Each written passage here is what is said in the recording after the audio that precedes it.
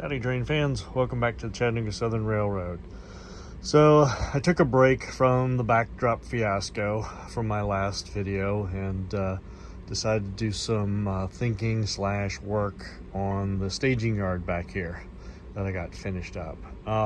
Couple things to note. I do have one of these Rick's re-railers thing, and I've discovered that it fits perfectly right here in this position. So I think I'm going to make that my dedicated location for that. One thing I did notice as I got this backdrop up over here, the lighting dropped completely off back behind here, obviously. So I'm going to have to figure out some lighting options. The other thing I've done is kind of labeled a couple things. So I think I mentioned this in the previous video that this whole section, or this yard, smaller yard here, is going to be my engine storage facility, because I have a plethora of locomotives, so I'll be using that for this and some overflow from the other main storage yard. The other thing I've decided to do, and I apologize for the low light, hopefully this phone will do it justice, but I've actually labeled these. So these two tracks are going to be the Atlantic coastline storage for inbound and outbound.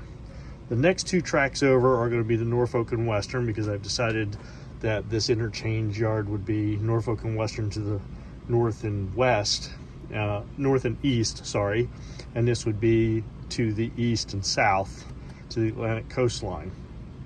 I've also designated this track here, the fifth track, as kind of a mixed and an arrival and departure. So anything coming in would come in on that track unless I knew for sure it was going to fit on one of these. So think of this kind of overflow here.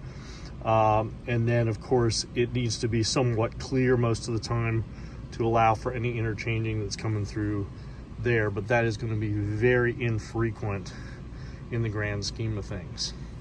I think I mentioned this before. I put on these Atlas switch machines, right? And my plan originally was to hand throw these, which you can see, you know, being a foot wide, it's easy to reach all of these. But what I failed to consider is what happens when I've got a bunch of cars on here. You know, trying to reach in behind and between. These two are going to be pretty easy. That one is going to be difficult because I've got to reach out and over and down, and then all of these in here. So what I've decided to do is I'm going to use the Atlas push button switch machines for controlling these. So I am going to power these up. I've got two switch machines, left-handers. This one that isn't powered, it's a manual, as is this one over here. So I've got to go find some powered ones somewhere.